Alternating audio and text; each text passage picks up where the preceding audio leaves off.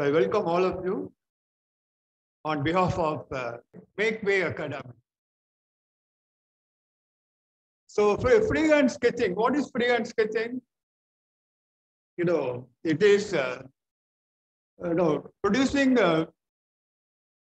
mainly 3D drawing without using instruments.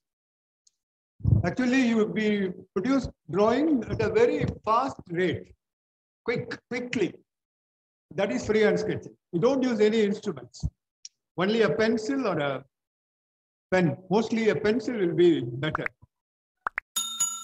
Now, I'll be drawing some 2D sketches initially, and then I will go on to 3D sketches, and afterwards I will draw the sketches of machine parts, and then I will draw assembly drawings, and finally, I will help you to create something new.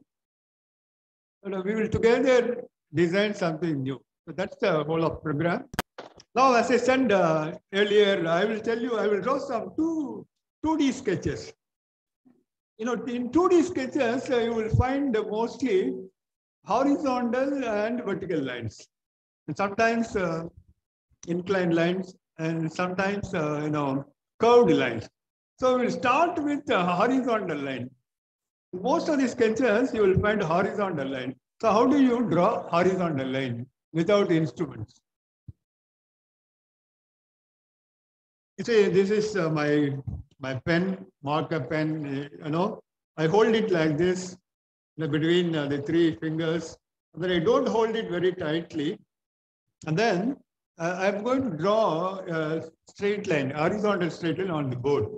See, I start from here, and then I don't attempt to draw the line in one stroke. See, I draw the line in series of, I have drawn the line by series of short overlapping lines. And then I have not drawn them dark and bright. I have drawn them lightly, thin and light. See, series of short overlapping lines. Now I'm going to draw another line underneath.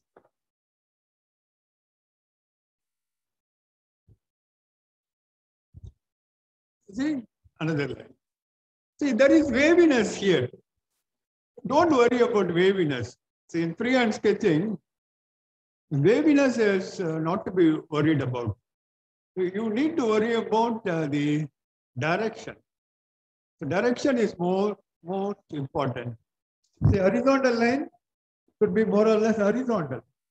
So that's the point. The vertical line should be more or less vertical. The 30-degree line should be more or less 30-degree angle. So the direction is more important than other things. So again, one more line. See, how do I draw it? This movement. So when you move a short distance, you can maintain the movement horizontally. If you move like this, the line will not be horizontal. So that's the secret. That's the secret of producing good freehand sketches. Use short lines, overlapping lines. See? That's the thing. Short over, and draw them thin and light. The idea is you draw them thin and light, you construct the diagram. After constructing, you line it. There are 2 steps. There are 2 important steps involved. You construct the diagram, and after constructing, you line it. Construct, line it. Construct, line it. See, one more horizontal line. See, it's drawn by short series of overlapping lines. One more horizontal line. And then vertical line. See, vertical line, you can use your finger movement, this movement, finger movement. Or else, you can rotate the paper or pad 90 degree and then draw them as horizontal line. You have got 2 choices. But I want you to practice the finger movement. See, this finger movement. See, finger movement. vertical line. Again, finger movement. Finger movement. Finger movement. So, one of this hand, you may support your hand on the paper. And then you can move your fingers and produce short vertical lines. And then as you move your hand down, you can produce a series of short overlapping vertical lines. This is the secret. Now, got some idea about drawing freehand horizontal and vertical line. Now, we'll use these skills, use this, and then we'll draw some figures. The first figure which I'm going to draw is a rectangle of ratio 1:2. Width is to length 1:2. See, in freehand sketching, I told you direction. One more important point to consider, remember, is proportion. So, two things are very important: direction, proportion. So, I'm going to draw a good proportionate rectangle. The proportion is width to length is 1:2, or length to width is 2:1.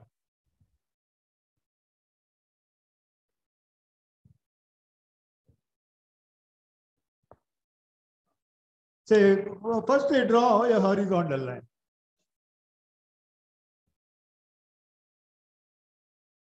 Horizontal line. And then the vertical line. Horizontal line, a vertical line. And then I mark the width. This is 1 unit. This is 1 unit.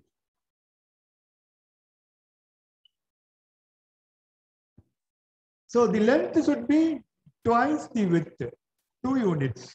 So this is 1 unit. So this is 1 unit. And then 2 units. 1 unit, 1 more unit. So I mark this point. This point is important.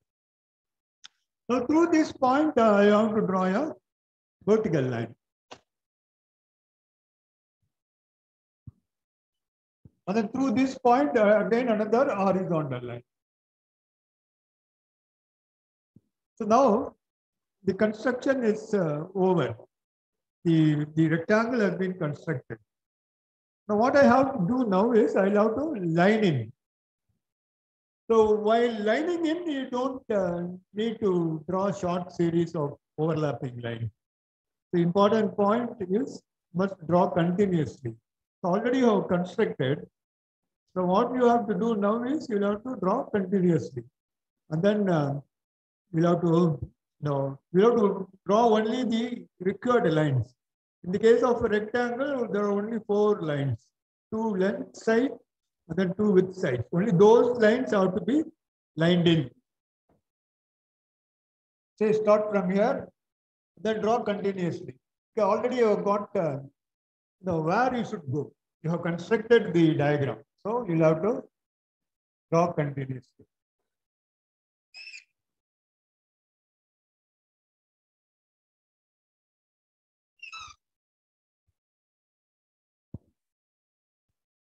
Suppose you want to dimension. So what you can do is, now you can, if you want, you can erase the construction lines. You can erase the construction lines if you want. And then you have to, this is the extension line. And then this is the dimension line. This is 2 units. So this is the rectangle of size 1:2. Width versus this is 1:2. Now, likewise, you can draw a number of other shapes. A square, triangle. I don't draw triangle now. A square is okay. The way I don't draw triangle now is, the triangle you get inclined lines. So that's another technique here, how to draw inclined lines. So we'll focus our attention only on 2 set of lines. One set of line is horizontal line. Another set of line is vertical line.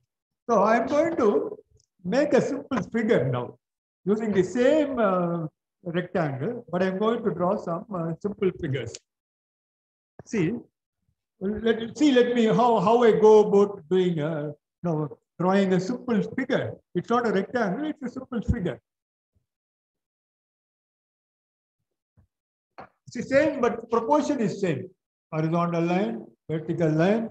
This is 1 unit. This is 1, 2. So the rectangle is completed. Now what I do is I divide this. This is 2. This is 1. 1 is to 2. I divide. I mark this midpoint. This midpoint. So I draw another vertical line. Vertical line. I mark this midpoint here, and then I draw another horizontal line. Now, as you see, I have 8 squares. Now I can draw some simple figure out of this 8 rectangles. So I'm going to line in only the required line. So line in will produce the drawing. Now you don't see the drawing. After lining in, you will know the drawing. See, I start lining in.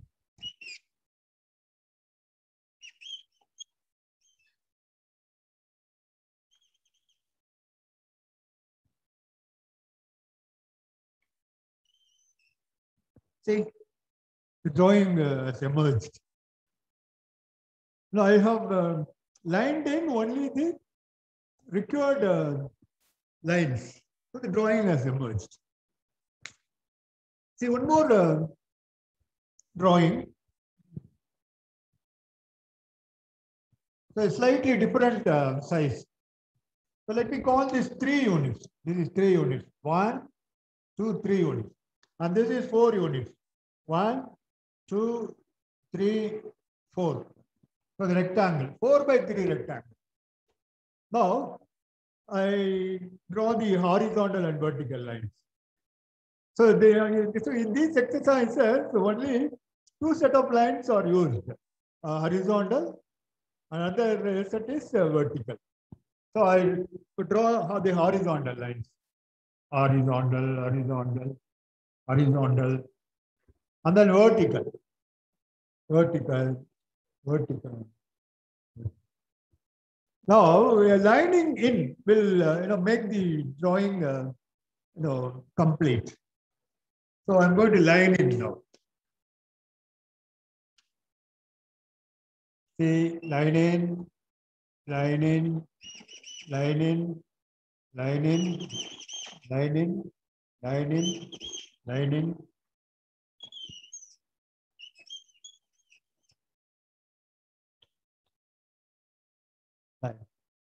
See?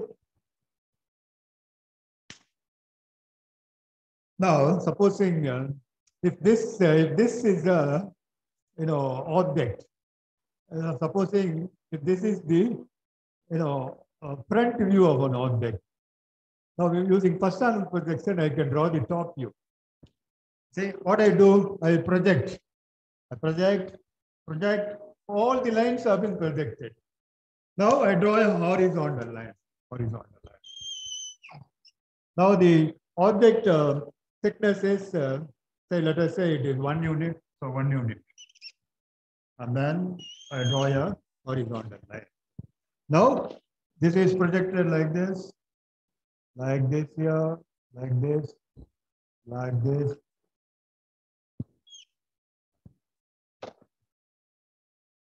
So this is the front view of the object. This is the top view of the same object. The top view has been drawn below the front view. So the method of projection used is first angle projection. The top view is drawn below. Okay. So in this drawing, only horizontal and vertical line. Supposing if you want to see the isometric view of this object, how do we go about doing that? So in isometric drawing, we use inclined lines.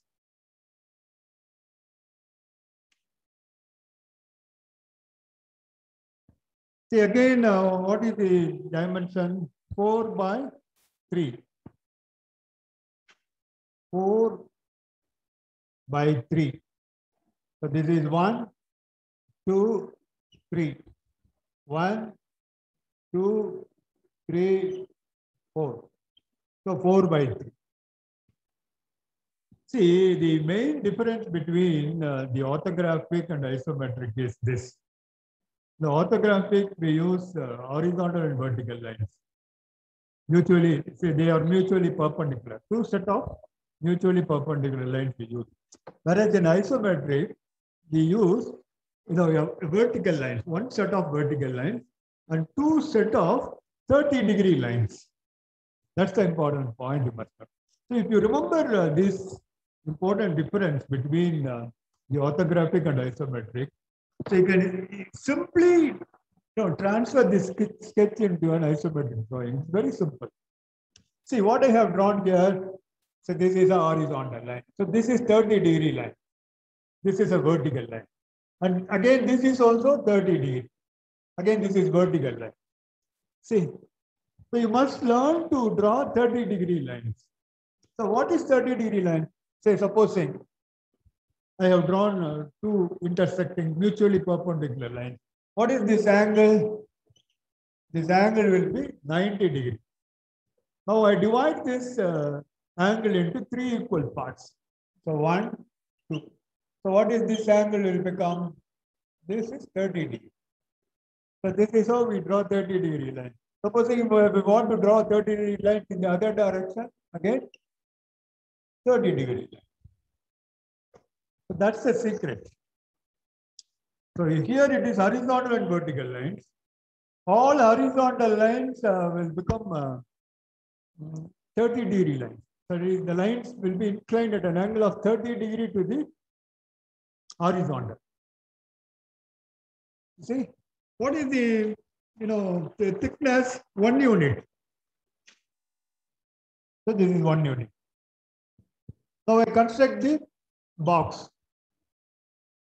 See, I draw. See, please remember all lines which I draw in the isometric drawing are inclined at an angle of 30 degrees horizontal or they are vertical. So in isometric drawing, mostly you will find vertical lines or set of lines which are inclined at an angle of 30 degrees to the horizontal. So you'll have to keep this in mind. So all this line is inclined at an angle of 30 degrees, this is inclined at an angle of 30 degrees, this is inclined at an angle of 30 degrees. 1, 2, 3, they are one set. 1, 2, 3, they are one set, one more set. So this is one set. This is another set, vertical line. So I have constructed the box. So inside the box, I'm going to fit this object. So before doing that, what did I do here? I divided this into 4 equal parts and then I draw vertical and a horizontal line. So here also I can draw the vertical line, same vertical line. And then I have to draw horizontal lines. Horizontal lines will become 30-degree lines. So 30-degree line. So what I do is I already drawn 30-degree line here. So I'll have to keep this, I'll have to look into this line and then I have to move my pen like this. Parallel. So that I must keep in mind. So I'll have to look at this line and then parallel. The same thing I have drawn. So instead of horizontal and vertical line, what I have done here, vertical and 30-degree lines I have drawn. Now I will have to line in, line in, line in, line in, line in, line in, line in, line in, line. So this. Now I will have to draw these lines. 1, 2, 2, 2.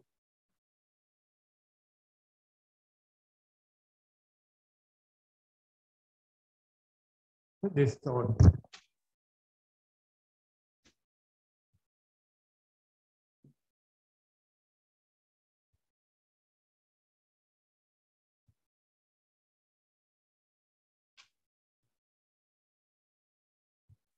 So I have erased, I'm erasing the other lines which are not needed. So very simple.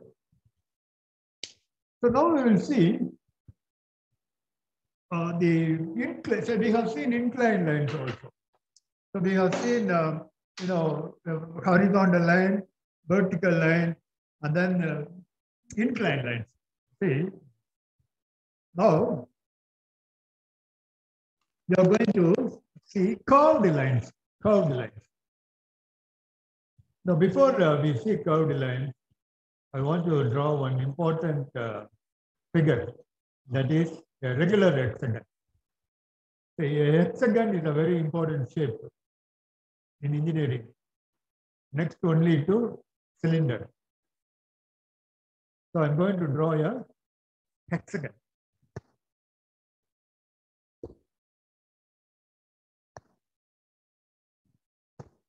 So a regular hexagon has got 3 sides. Sorry. A regular hexagon has got how many sides? 6 sides.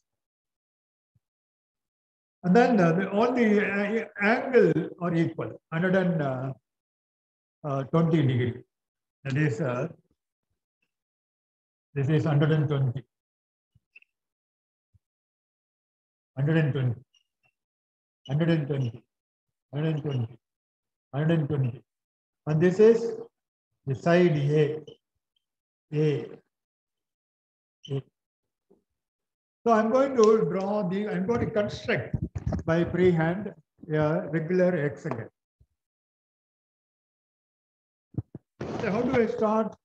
I start by drawing a horizontal line. Horizontal. Now how do I draw a horizontal line? By series of short overlapping lines. And then I set off the side. So this is the side. This is A. A is this side. Now what I have to do is, I have to draw a 60-degree line. So why 60-degree line? So your regular hexagon, it is like this. Now if you draw a line joining like this will be 60 degree. So I have to draw a 60-degree line. And then before drawing a 60-degree line, I locate the center, and then I draw this line.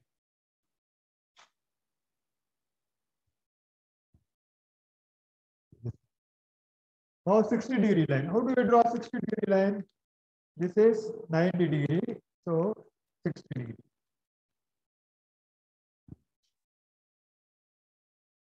60 degree.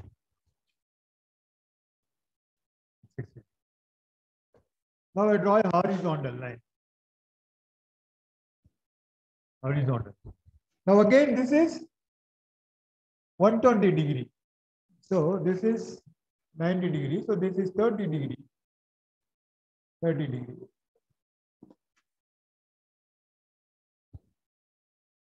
Same way here. 90, 90, 30 degree.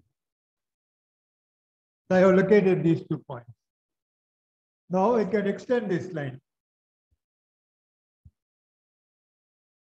And then again I can draw a line parallel to this.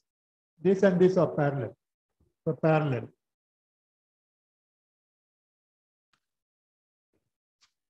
Parallel. And then a horizontal line. And then a parallel line.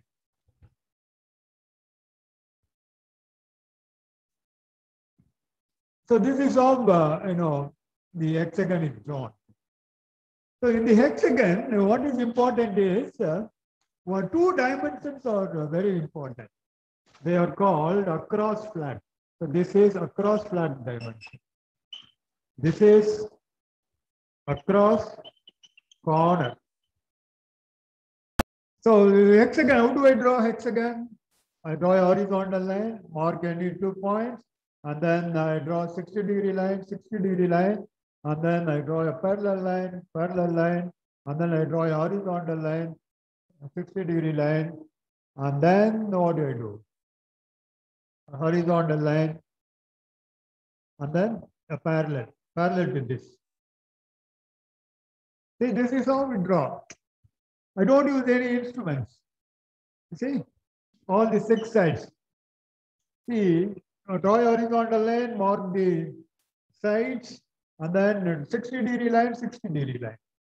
Parallel line, horizontal line, parallel line.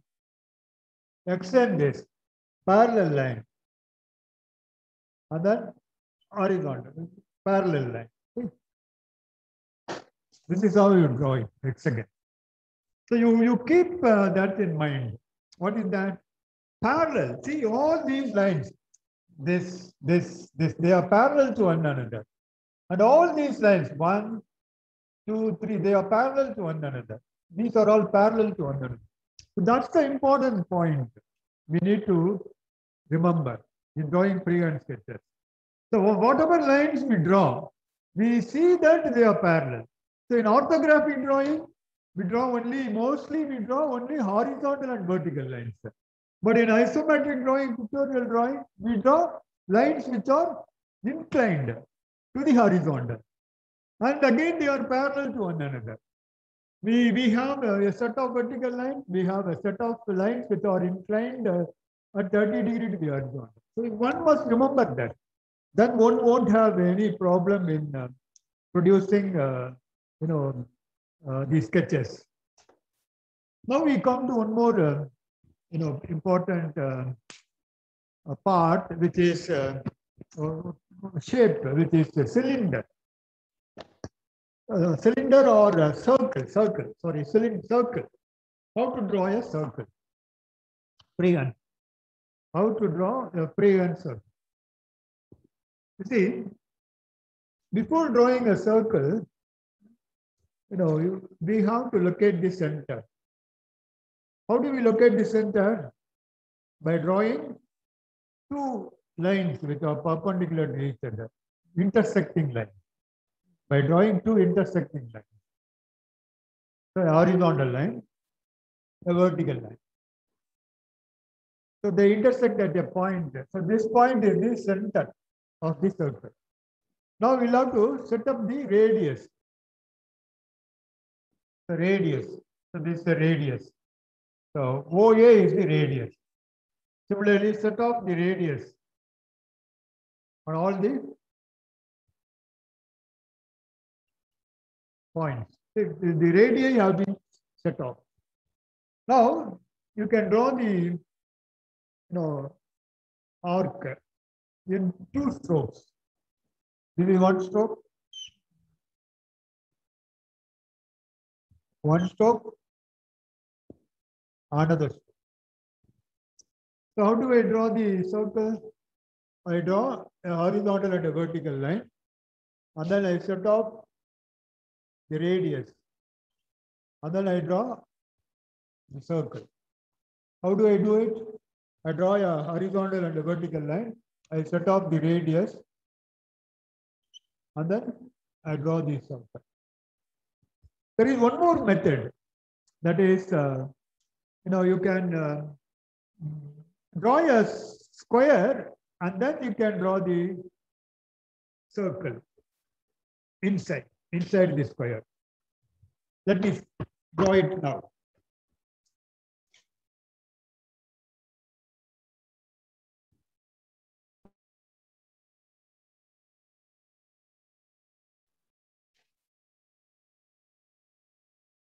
So I have started by drawing a horizontal and vertical line, and then half of radius square, I have marked the half of the square, and then I construct the square now.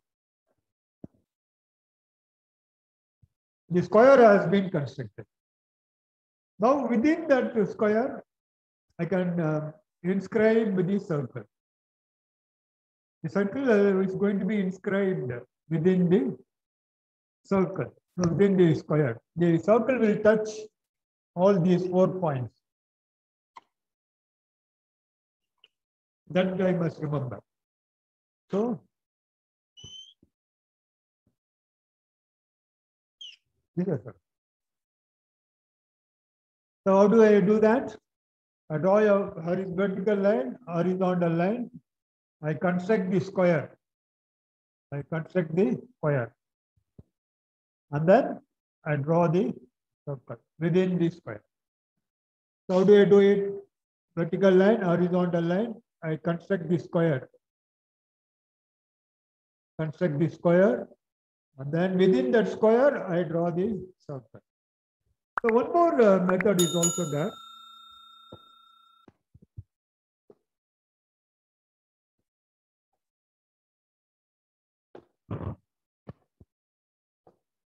So I draw a horizontal line, vertical line, and then I locate 45-degree angle, and then I draw a line. This is 45 degree. And then this side 45 degree, I draw one more line. So there are 4 lines or 8 lines emerging from this center. So now locate the radius. So radius, radius, radius, radius, radius, radius, radius. So I have located the radius. Now I will have to draw a line joining them.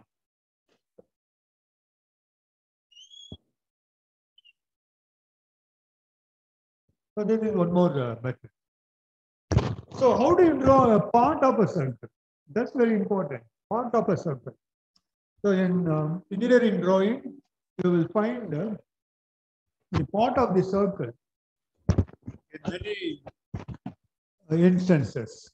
How do you draw a part of the circle? A semicircle, 1/4 of a circle. Say, for example, this is one plate. So all the corners have been rounded off. So how do we do that? I draw this line, I draw this line, this line. So this is the center, this is the radius. Now I'll have to draw a radius. So the corner has been rounded off. So here, corner has been rounded off. In the same way, I locate the center. So that is very important.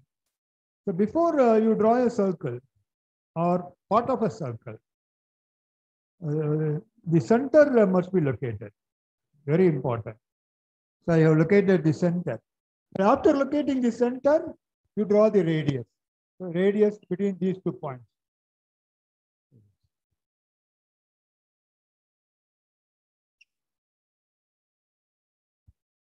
Supposing I want to draw a circle at the center of this plate. How do I do that? I have to locate the center. I will draw a line, vertical and horizontal. So like I have located the center, and then I'll have to set off the radius, radius, radius, radius. Then I'll have to draw the circle. Now, in freehand sketching, we need to dimension. So then only the drawing will be complete. So we use instruments. We don't use instruments. Without using instruments, you can fully explain the part so that the part can be manufactured. Fully explained means what? You'll have to describe the shape. You'll have to also describe the size. So how do you do size description? You have to give the dimensions. So there are important dimensions you'll have to give. So you'll have to tell the radius of this arc. And then you'll have to tell the diameter of this circle. Whenever a full circle is drawn, diameter is given.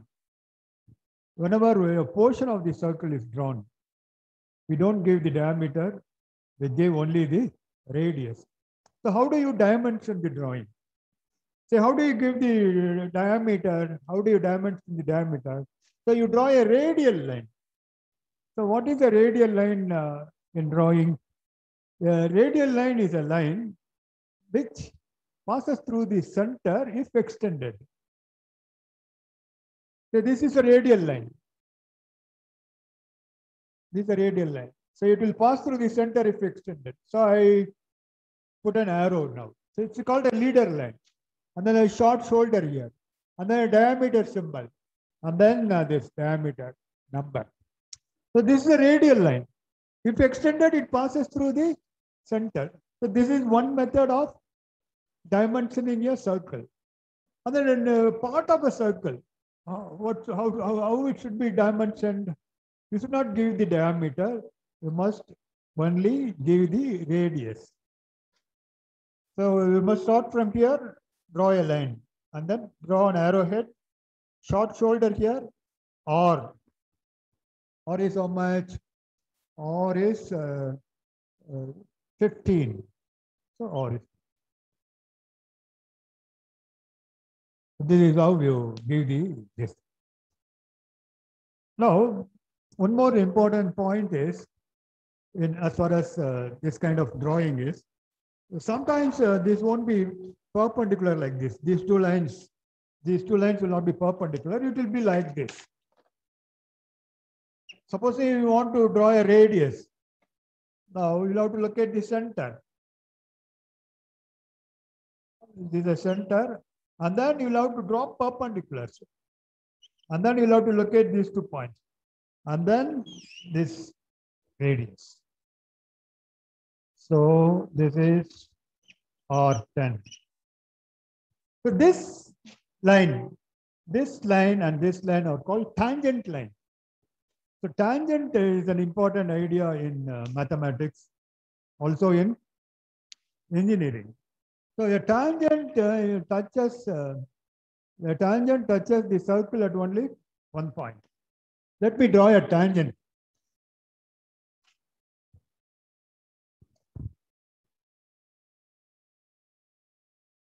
So this is a circle. This circle. So I want to draw a tangent to this circle. Which point? So I draw a line inclined at an angle of 30 degrees. So that line intersects the circle at point P. So I want to draw a tangent at point P. So how do I go about drawing the tangent? So the theorem says the tangent drawn at the point of tangency is perpendicular to the radius drawn from that point to the center. So this is perpendicular. So I have to draw a line which is perpendicular to this. So in a freehand sketching, a lot of people, they won't have any difficulty in drawing perpendicular line to a horizontal line. So if it is a horizontal line, if I ask them to draw a perpendicular line, they will correctly draw. This is 90 degrees. Supposing this is a line, and if I ask them to draw a perpendicular line to this, they will have some difficulty.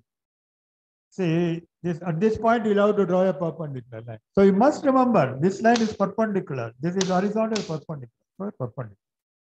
90 degrees. So this is the line. So the line which you are going to draw, which I'm going to draw, is perpendicular to this line. So this is the tangent.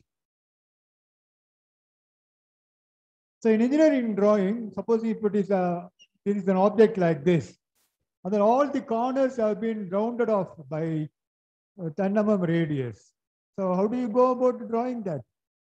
So you'll have to, 10 mm, and then you'll have to draw this line perpendicular 10 mm. You'll have to draw this line, and then you'll have to look at the center. And then you'll have to look at the tangent point by drawing perpendicular. This is tangent point. Similarly here, so this is tangent point. This is tangent point. Now, we are almost through with 2D drawing.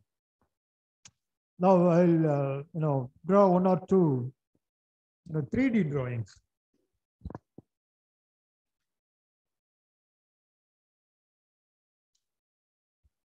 Actually, freehand sketching is the ability to produce quick 3D sketches. So you must aim for that. Now, if you have a 3D sketch, you can easily communicate with your colleagues, with your boss. And then your thoughts will get clarified. So when you draw this sketch, you will get a clear idea about what you are going to do. And then one more thing is your creativity will develop. You will develop your creativity. Then last but not the least, now when you draw freehand sketches, none of the latest equipments available, laptop, computers, mobile, will equal the speed at which you produce sketches. So quickly you can produce sketches. That's the greatest advantage of freehand sketch. And not to tell that, you derive a lot of satisfaction. So when you take a pencil and then when you prepare some good freehand sketches, proportionate sketches, you will derive a lot of satisfaction. Now 3D drawing. So what is the difference between 2D and 3D drawing?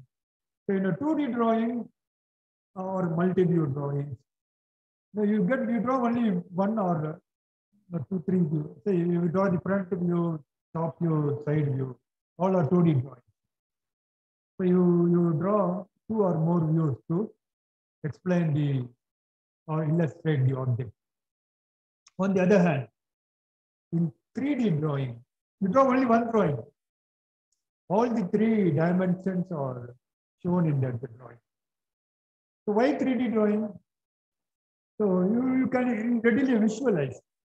In most of the production drawing, so in the left-hand corner, if you look, you will find the 3D drawing of the object. So in the other part of the paper, print, a lot of 2D sketches, 2D drawings will be there. Front view will be there, top view will be there, left side view will be there, and then enlarged views will be there, auxiliary views will be there.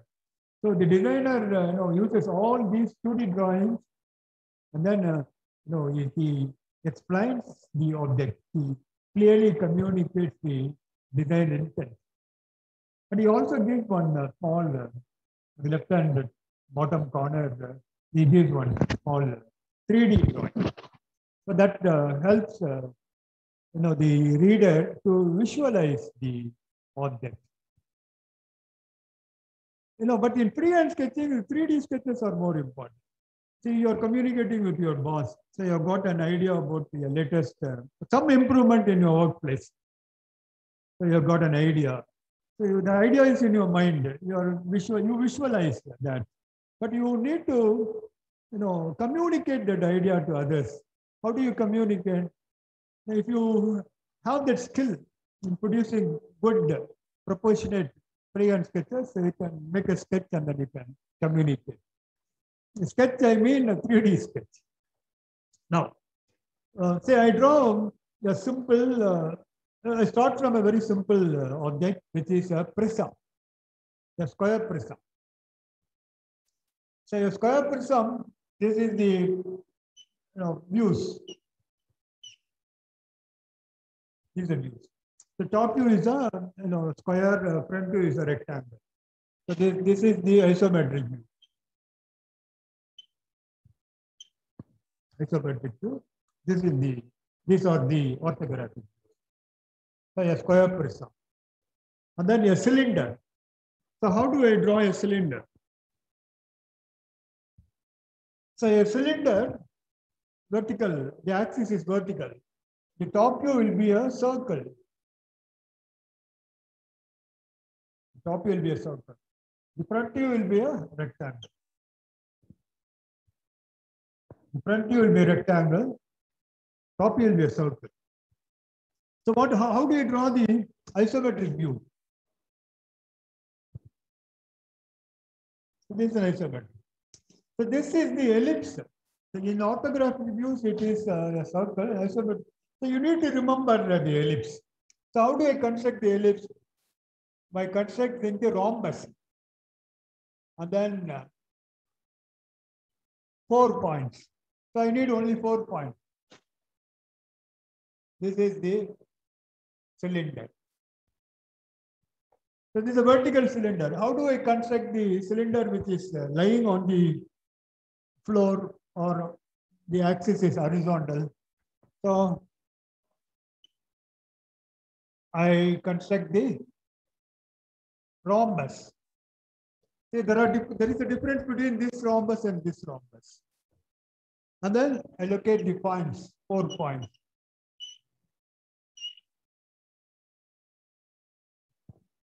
And then I shift the points. I shift the points.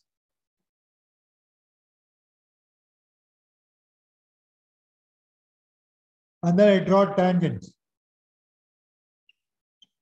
So this is the cylinder. Now, how do I draw a cylinder again in this direction?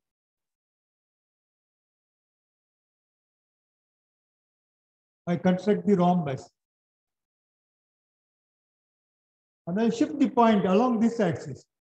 So you must remember in isometric drawing, we use 3 important axes. See, these are the 3 axes. See, so this axis, I allow to shift all these points along this axis, this axis. So shift. And then this is the length. Shift.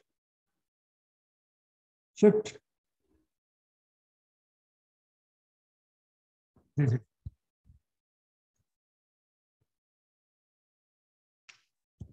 Now, see, I have got some objects here. This is one object, emission object. So it has got a hole at the center and 3 holes which are located at the pitch circle, equally spaced pitch circle. So how do I draw them?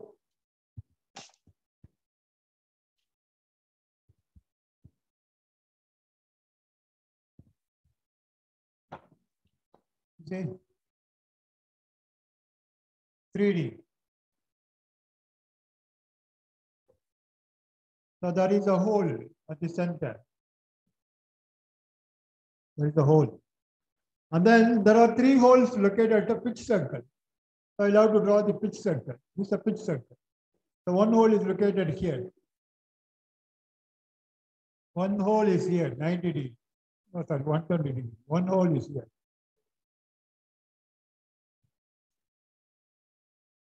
These are the 3 holes. And then the thickness. And then I will have to shift this, the same length, along this axis.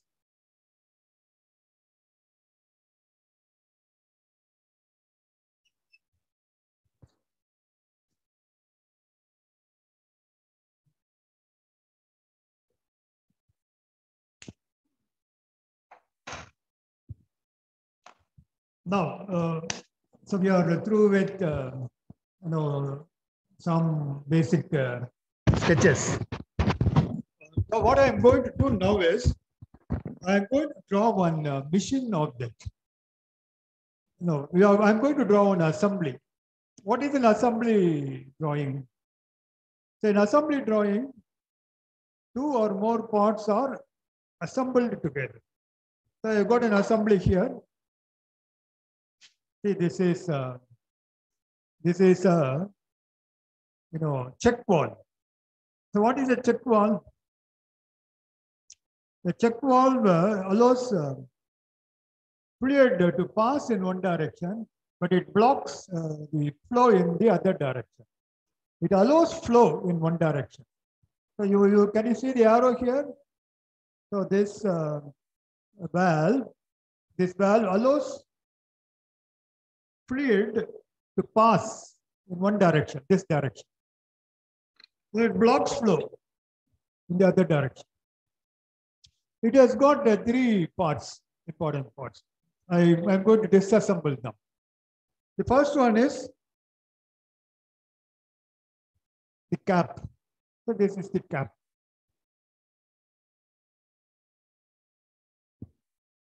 And then the second one is This is the valve. This is the valve.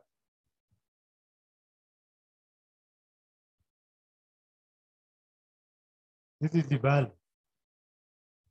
The third one is the body. So it has got only 3 parts. Now,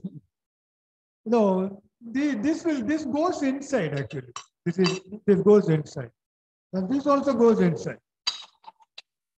So in engineering, we use sectional drawing. So what do we do is we imagine the object to be cut. Supposing if I take an hacksaw and cut the body, then we will know how exactly these 2 parts are assembled. So that type of drawing is called a sectional drawing. The sectional drawing gives detail about the interior of a part, interior of an object. So I'm going to cut and then draw the sectional view of this part, body. So what I'm going to do is I draw the sectional view of the body, sectional view of the valve, sectional view of the cap. And then I'm not going to section the valve. The valve will be shown in outline. So we'll have to use our discretion. What is our aim? Our aim is to fully explain the object. Our aim in assembly drawing is to help others to understand how the parts are assembled together. So that has to be clearly shown. That is the aim. So the designer has to make a decision which to be cut and then which is not to be cut. So I decided not to section the valve. I'm going to section the body. I'm going to section the cap. Then you will clearly see how these 3 parts are assembled. Then how does the valve function? So that's the idea.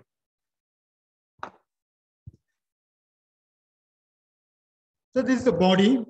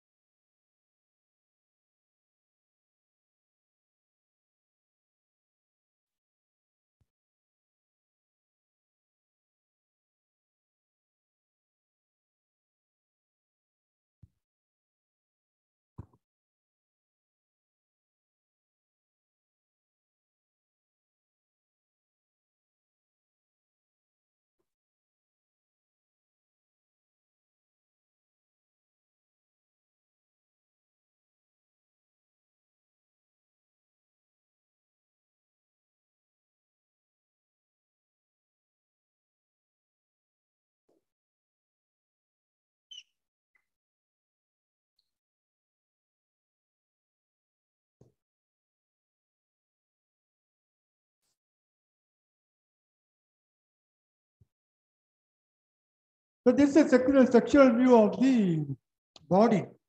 So this is the opening here. So water flows like this. Water flows like this, and then flows like this, and then like this and goes in. This is the flow of water. This is the cross-sectional view of the body. Now comes the cap. This is the cap. Now cap rests here like this. So I use another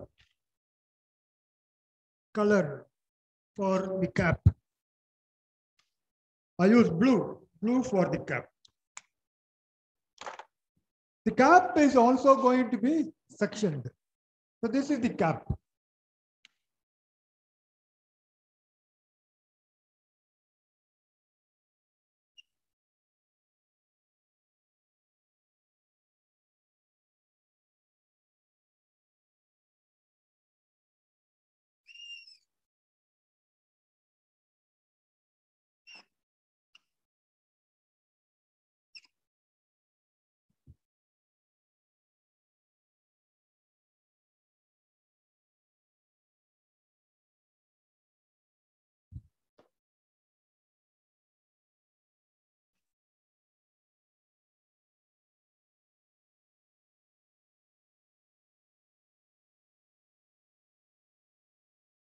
This is the cap. The cap has been assembled.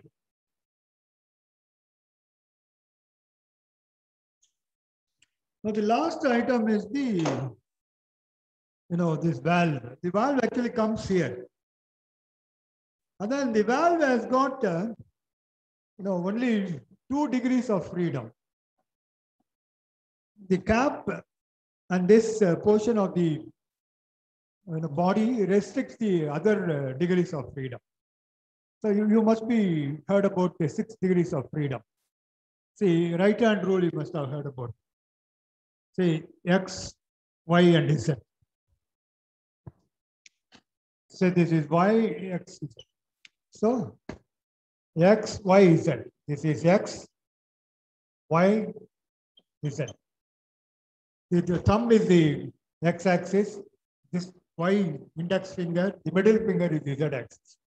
Now, as far as this valve is concerned, there is no X movement. Both the rotational and translational movement is prevented.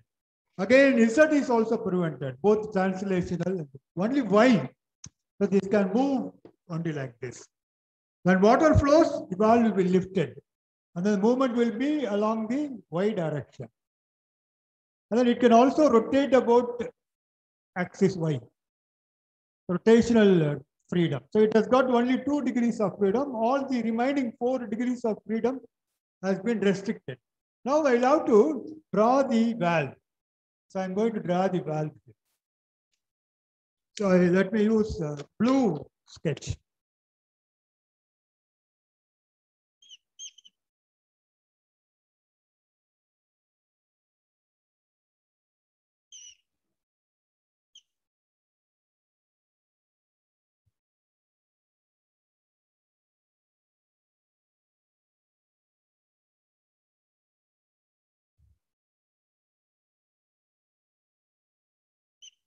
This is the valve has not been sectioned. See? So this is called assembly drawing, freehand. You need to study the part. It's not very easy to draw assembly drawing. So one needs to study the parts, and then one needs to, cut the part in his mind's eye, and then one needs to draw the sectional view, and then we need to assemble other parts. See, all the parts have been assembled. This is a cap. This valve moves, along the Y direction. So this moves along the Y direction. It has got the freedom. When water flows in this direction, it is lifted off its seat, and then water flows in this direction. When water flows in this direction, the water pressure keeps the valve closed. Water will not flow.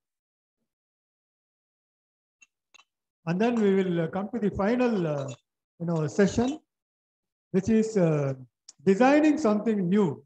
How do you use freehand sketches skill? How do you use freehand sketching skill and design something new? That's what we are going to see. We are going to design a pen stand using acrylic. So this is called acrylic plastic. Acrylic plastic. The length is 220 mm. The width is 50 mm.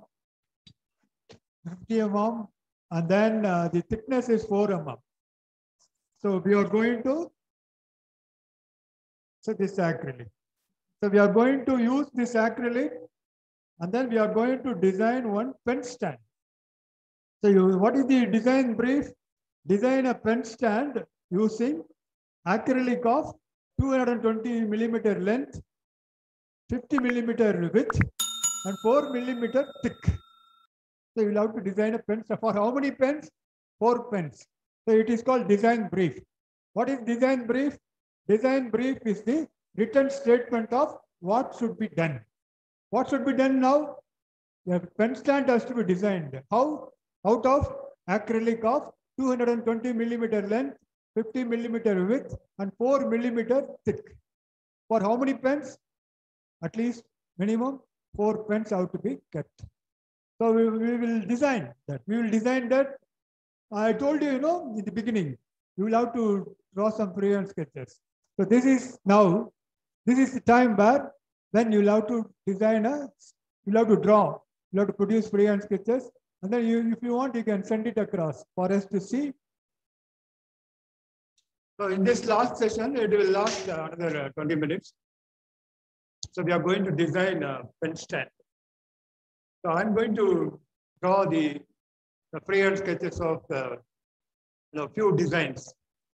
And then you also going to design 1 or 2 pen stands, and then you can send them across.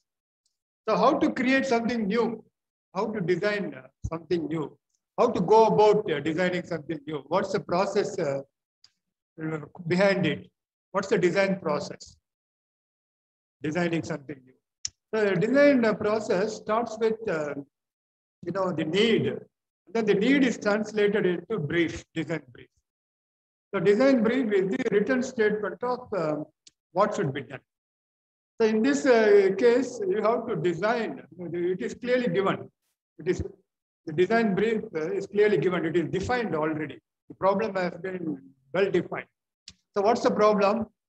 Design a pen stand using acrylic of 220 by 50 by 4 for 4 pens.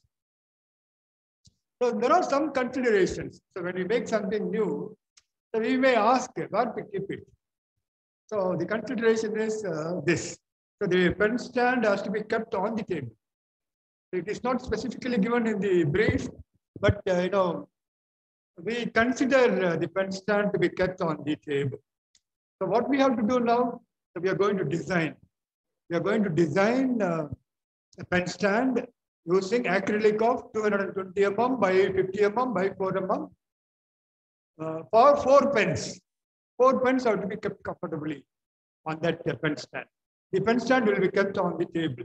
And then it will be sturdy, pleasing to the eye. All this we have to take care of. It's not given in the brief. So let me first draw the material available. What is the material available for us? It's an acrylic. So acrylic is a special type of material. It's a special type of plastic.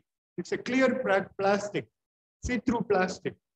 You can, file it, you can cut it, you can machine it, you can heat it and bend it. You can weld them together easily. So that's the advantage.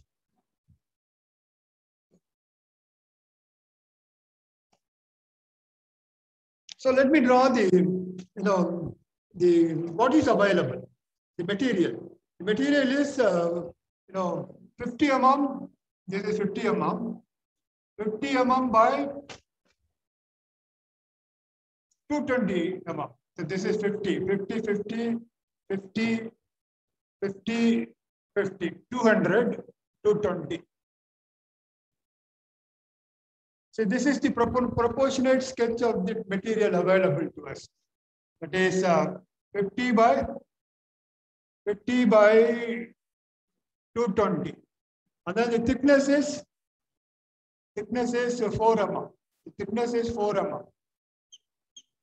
The length is 220 mm. The width is 50 mm. So I make one pen stand, a very simple pen stand. So what I do is I cut the acrylic into 4 parts, 5 parts. The first part is I make a cut along this line. So this becomes 70 by 50. And then I make a cut along this line. This becomes 50 by 50. And then I make one more cut here, 50 by 50.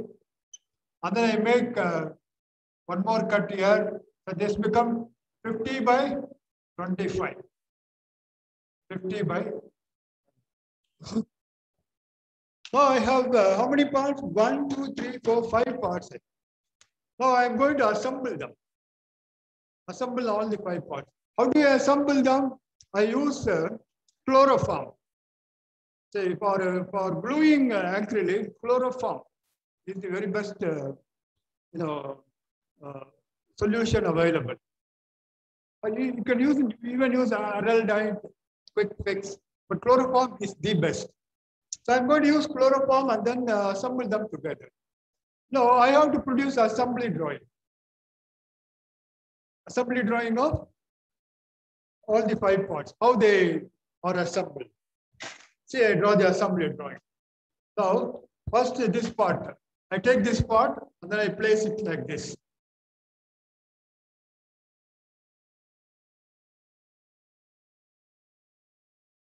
(50 by 50), the one first part. And then I take the second part, that is 50 by 25, and then I place it like this. This is 50 by 25. And then I take another 50 by 25, and then I place it like this. This is third part. And then I take another 50 by 50, and then I place it like this. And then I take the 70 by 50. This is 25, 4, 29, 33. So remaining 37. So this.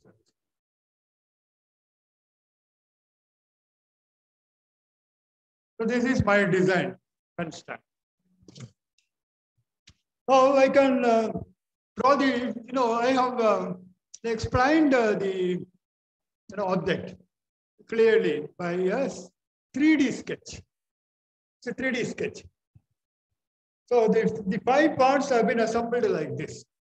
Now I can also give the, I can also use orthographic projection, multi-view drawing, and then I can assemble the pieces.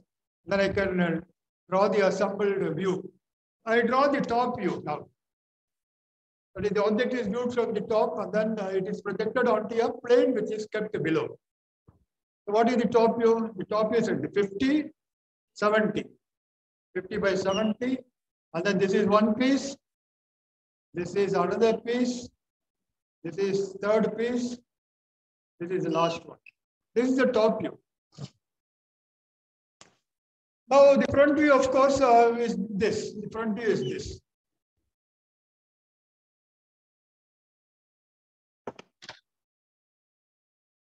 This is the front view. Top view, front view. I have used third angle projection method. Top view and front view. Now comes the alternatives. So in the design process, so we should not say I have designed a pen stand. This is my first design. I thought about the problem and then a solution emerged from my mind. And then since I am trained in freehand sketching, I am able to produce 3D as well as 2D sketches of the design. I can easily give dimensions now. So one solution has come out from my mind. No, I should not be satisfied with the one solution. The first solution need not be the best solution. So what I must do, I must erase the first solution from my mind, and then I must start thinking about other solutions. So when I start thinking about other solutions will emerge. So this is one of the important steps in design process. So during design activity, you must generate at least 3 solutions, minimum 3. That is the design rule. You should not go after the first solution. First solution need not be the best. But again, in generating alternatives, there are a lot of techniques which are used. One important technique is brainstorming. So what is brainstorming? So now we are a group of people. So you are attending, we are together now. Our minds are connected. I have shared one of my designs with you. I gave you a problem, and then I have got a solution. That this solution has come out from my mind. And then what it has done is it has impacted your mind. And then you now start thinking of some solutions, definitely. No, the idea which has come out from my mind has impacted your mind, and then your mind now started generating ideas. That's the beauty of brainstorming. So together we achieve more. That's the philosophy of brainstorming. So when we are together and when we think about the problem, so it is one idea impacts another, one brain and impacts another brain, and then another brain impacts the third brain. So likewise it goes on, and then the result is a lot of ideas are generated. So I'm sure you will have some ideas. So you may start drawing them now. Even though drawing is not as good as what I have drawn on the board, you may at least try. Try, bringing your ideas onto the paper. That's the important point. So an engineer must learn to bring his ideas onto the paper. So your ideas, this is my idea. So alternatives, I have to generate a lot of alternatives. I should not be satisfied with one idea. So how can I, from this idea, how can I generate other ideas? I can move this. I can move the top part. Move the top part towards the middle. So that is one alternative. So I have moved it towards the middle. This is the top view now. I can leave some gap. What is leaving some gap? This is one part. Leave some gap here. This is another part. Leave some gap.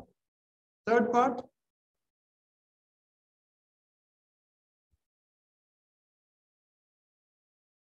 Leave some gap. And then make the two pieces inclined. Make them inclined. So the aesthetic will improve. So the pens will become pen, the 4 pens will be here now. So these are some of the alternatives. So you must always aim to generate alternatives in design. So you can do one more thing. Instead of this being vertical, you can make it slightly inclined. How do I do that? Say I draw the front view. This is a plate. Keep the plate like this, one plate. It is like this. These are the other 2 plates. Now if you keep it on the flat surface, it will become inclined.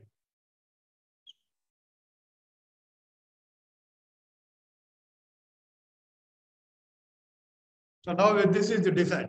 The pen will be like this. The pen will be like this, and you can easily take out the pen because it is at an angle. This is the bottom plate. So you can go on generating alternatives after alternatives. You can go on generating many number of solutions. So you can bend it. I told you, acrylic is a special type of plastic. You can easily bend it, heat it and bend it. So I make one design like this. So what design? So instead of, so the bottom plate is 70 by 50. Bottom plate is 70 by 50. And then the top plate, after 70, 150 is there. So what do? I bend it like this.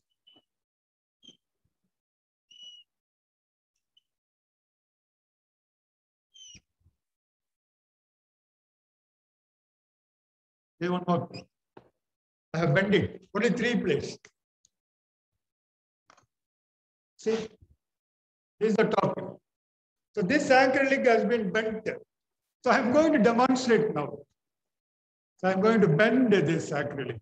So I have got an LPG torch in my hand. So if you don't have an LPG torch, you can also use a LPG cigarette light. It's available for 10 rupees. So I'm going to bend it. So let me wear my gloves.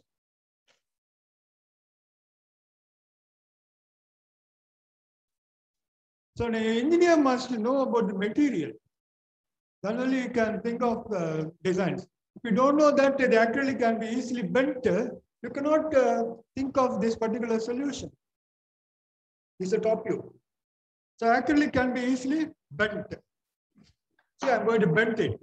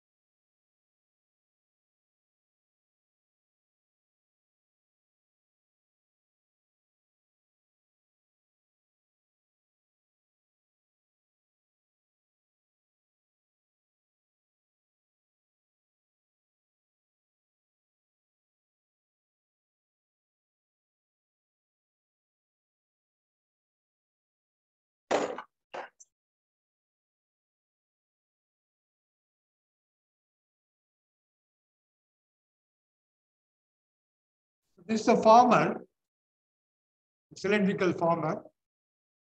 I'm heat it and forming the radius.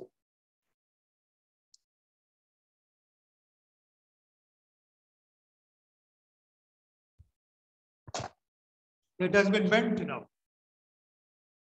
So an acrylic can be easily bent. So it can easily be bent.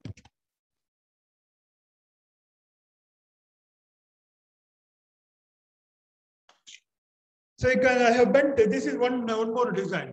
I have taken one, maybe this is 70 by 50. This is 50 by 25. So 95 is gone. So 125, I have bent like this. Out of this 125 by 50, I have made a bent like this. So likewise, you can generate a lot of solutions. The important point is, you have a lot of ideas in mind. You need to translate the ideas into drawing. So that's the important point. For that, your freehand sketching skill will help. Your freehand sketching skill will help you to translate your ideas into drawing. That too quickly. So you can take a pencil and then you can design a pen stand. Even after the end of the program, you can do that. So I'm really happy. I really thank all of you who have been, with a lot of interest, who have attended this program. Continue to, practice. Practice will make you perfect. Right practice will make you perfect.